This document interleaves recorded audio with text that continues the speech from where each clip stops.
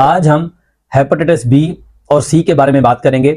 जैसे मैंने आपको एक पुरानी वीडियो में बताया था कि पाकिस्तान हेपेटाइटिस सी में दुनिया में दूसरे नंबर के ऊपर है और हेपेटाइटिस बी भी बहुत कॉमन है और ये एक वायरल डिजीज है जो कि वायरस बी और सी से हमारे जिस्म में फैलती है और ये हमारे जिगर को तीन तरह से या तीन तरीके से मुतासिर कर सकती है। सबसे पहले तो ये है कि या तो ये आपको हेपेटाइटिस करवाएगी जिसका मकसद ये है कि आपकी जिगर की सोजिश हो जाना।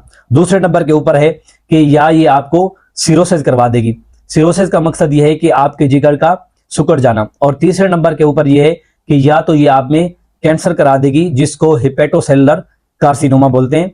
और आपको पता कैसे चलेगा, इसकी अलामात कैसी होती हैं कि आपके अंदर हेपेटाइटिस है या पॉजिटिव हो सकता है।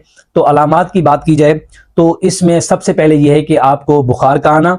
दूसरे नंबर के ऊपर है कि आपके आंखों का या जल्द का पीला हो जाना जिसको जॉन्डिस बोलते हैं।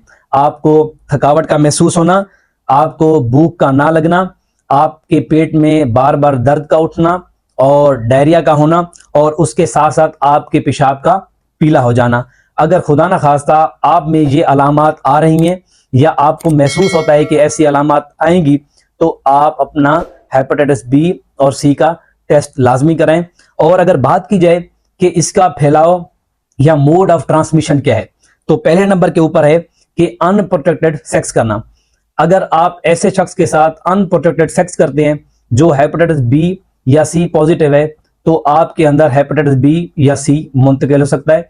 दूसरे नंबर के ऊपर यह है कि आपको किसी वजह से बार बार खून का लगना।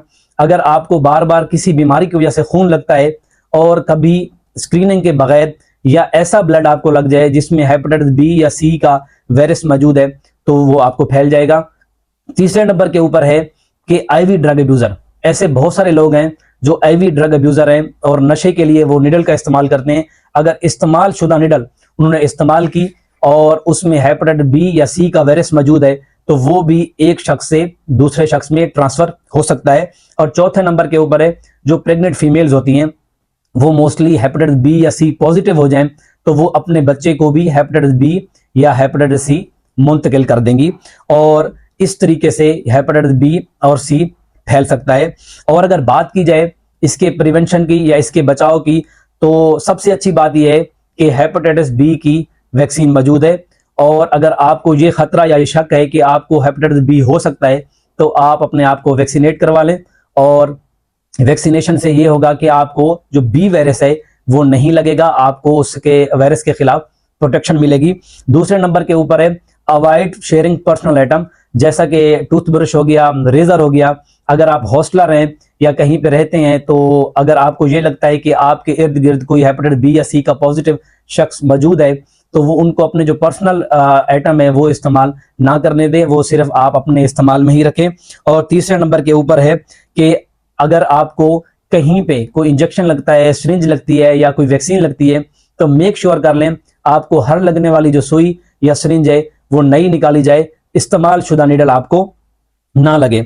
और चौथे नंबर के ऊपर है प्रोटेक्टेड सेक्स। अगर आपके मल्टीपल सेक्सुअल पार्टनर भी हैं तो मेक श्योर करें कोई शख्स हेपेटाइटिस बी या सी पॉजिटिव ना हो जिससे आपका सेक्सुअल कांटेक्ट हो और उस तरीके से भी आपको वायरस वरना मुंतकिल हो जाएगा या हो सकता है। उसके बाद यह है कि आपका टैटूज बनवाना अपने जिस्म के ऊपर। बहुत सारे लोग जो टैटूज बनवाते हैं और उसके साथ साथ जो नीडल इंजरी है उसकी वजह से भी आपको हेपेटाइटिस बी या सी मुंतकिल हो सकता है।